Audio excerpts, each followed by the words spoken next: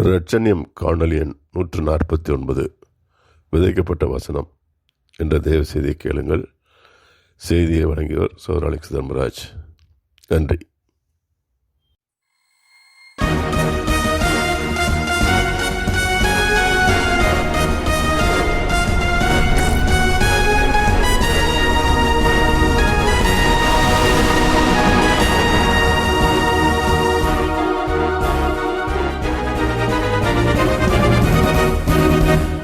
யாக்கோபு 1:21 ஆகையால் நீங்கள் எல்லாவித அழுக்கையும் கொடிய துர்க்குணத்தையும் ஒழித்துவிட்டு உங்கள் உள்ளத்தில் நாட்டப்பட்டதாயும் உங்கள் ஆத்துமாக்களை இரட்சிக்க வல்லமை உள்ளதாயும் இருக்கிற வசனத்தை சாந்தமாய் ஏற்றுக்கொள்ளுங்கள்.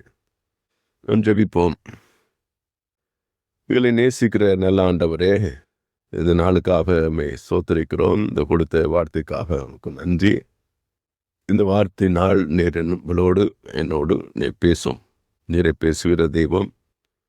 உடைய வார்த்தையை கேட்டு நாங்கள் அதன்படி நடக்கக்கூடிய கிருபைகளுக்கு தாரும்.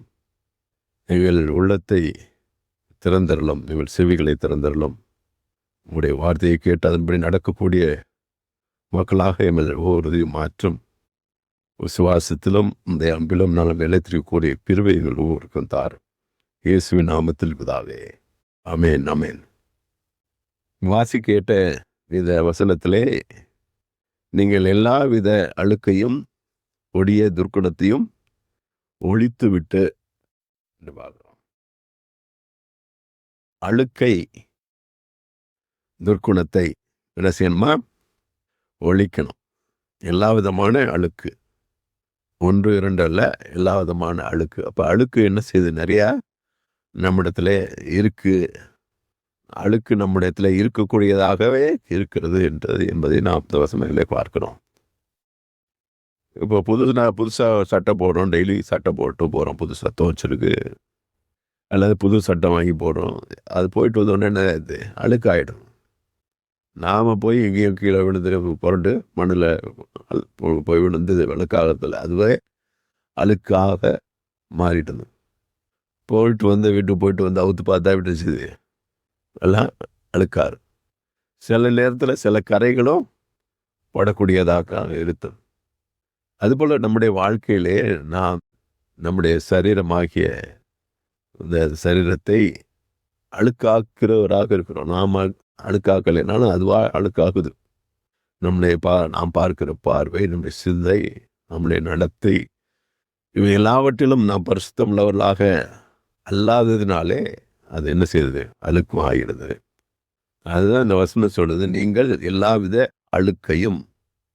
அப்போ அழுக்கு போக்கணும் அப்படின்னா என்ன செய்யணும்? அதை கழுவணும் அல்லது துவைக்கணும். ஆண்டவராக இயேசு கிறிஸ்துவின் இரத்தம் சகல பாவங்களையும் நீக்கி நம்மை சுத்திகரிக்கிறதாக இருக்கிறது என்று சொல்லி வேதம் சொல்லுது. ஆக நம்முடைய அழுக்கை, அதாவது நம்முடைய இருதயத்தில் உள்ள அழுக்கை போக்குவதற்கு ஆண்டவராக இயேசு கிறிஸ்து இரத்தம் மாத்திரமே. அதை நாம் தெரிந்து கொள்ள வேண்டும். கொடிய துர்க்குணத்தையும் ஒழித்து விடணும். துர்க்குணம் நம்முடைய சிந்தையிலே துர்சிந்தை, கெட்ட சிந்தை இருக்கும்போது துர்க்குணம் உண்டாகுது. அந்த துர்க்குணத்தை என்ன செய்யணும்னா ஒழித்து விடணும். நீக்கணும்னு கூட சொல்ல, ஒழிச்சிரு, அதை ஒழிச்சிரு, அதை அழிச்சிரு சொல்கிற மாதிரி பாடம்.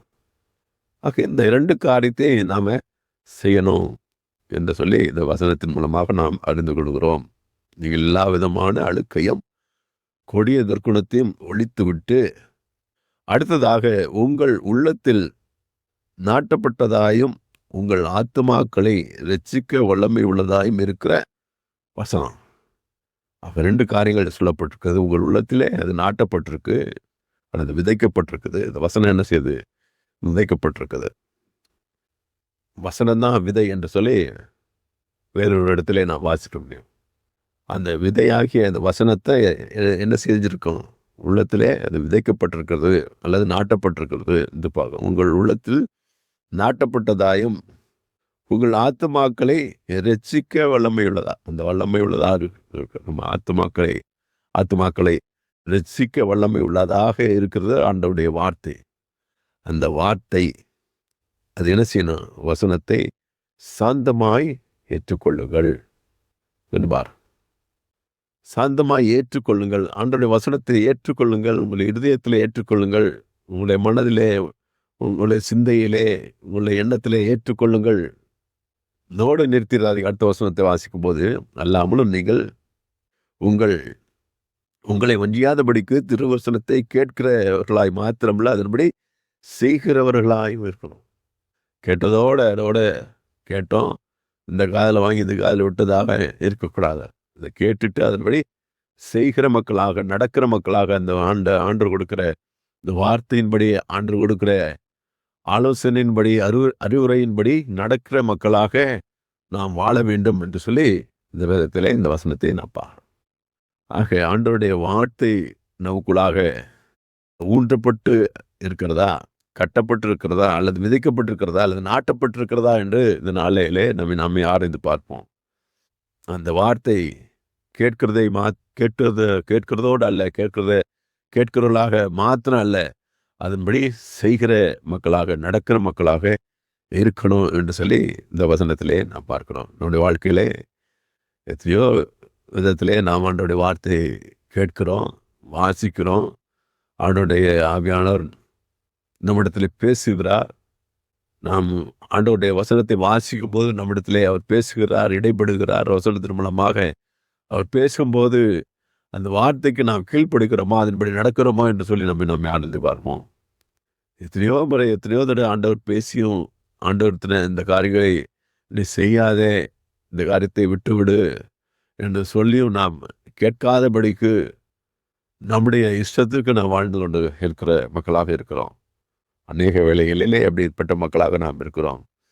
இந்த 21ஆம் வசனத்திலே நாம் பார்த்தது போல எல்லாவித அழுக்கையும் நீக்காதவர்களாக, சில அழுக்கெல்லாம் இன்னும் ஒட்டி இருக்கு, இன்னும் போகலை, நம்முடைய மனசுலேருந்து போகலை, நம்முடைய சிந்தையிலேருந்து போகலை, இன்னும் கழுவப்படலை. ஆண்டவராகிய இயேசு கிறிஸ்துவின் ரத்தத்தாலே நாம் பூர்ணமாக கழுவப்படலை. கழுவப்பட்ட மக்களாக நாம் இன்னும் மாறலை. இன்னும் நம்முடைய வாழ்க்கையிலே சில கரைகள் என்ன செஞ்சிருக்கு, ஒட்டிட்டு தான் இருக்கு. அது என்ன, ஒட்டிட்டு போகலை. நம்முடைய இருதயத்தில் அல்லது நம்முடைய சிந்தையிலே இன்னும் அது போகாமல் ஒட்டிட்டு தான். அது நாம் அவனை பிடிச்சி வச்சிட்ருக்கோம். அது நம்மகிட்ட போகணும்னு நம்ம விருப்பப்படுறதில்லை. நம்மகிட்ட அது நீங்கணும், நம்ம விட்டு போகணும் அப்படின்னு நம்ம சிந்திக்கிறதே இல்லை. இந்த வசனம் சொல்லுது எல்லாவித அழுக்கையும் என்று சொல்லு. ஆக ஒரு சிலர்களுக்கு மாத்திரம் சொல்லலை, எல்லா அழுக்கையும் நிற்கணும், அதை ஒழித்திடணும்.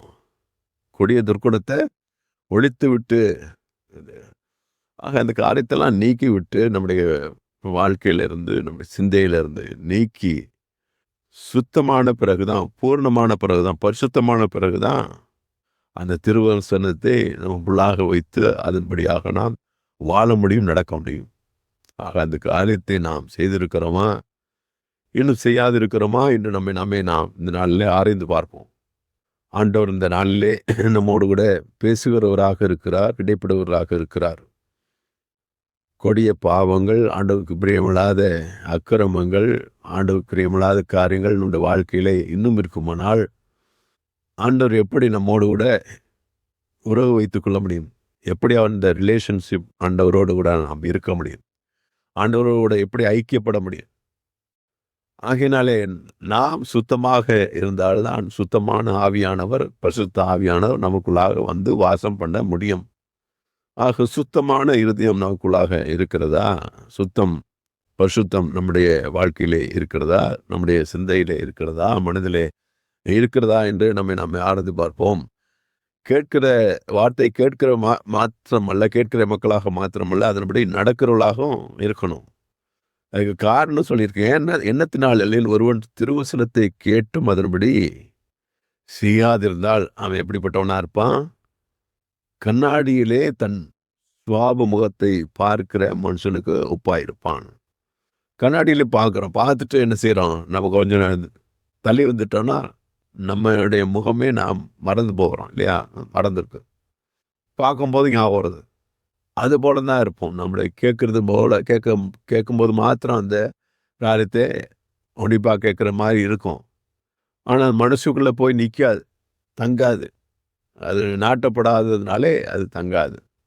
அந்த விதையானது நாட்டப்படணும், விதைக்கப்படணும். ஆக நம்முடைய வாழ்க்கையிலே ஆண்டவர் பேசுகிற வார்த்தை எப்படியாக இருக்குது? நாம் கேட்டுட்டு அதன்படி செய்கிற மக்களாக இருக்கிறோமா? அல்லது இதை விட்டு விட்டு நம்முடைய சித்தத்தைப்படி, சுய சித்தத்தைப்படி, சுய எண்ணங்களின்படி நாம் வாழ்கிற மக்களாக இருக்கிறோமா என்று நம்மை நாமே ஆராய்ந்து பார்ப்போம்.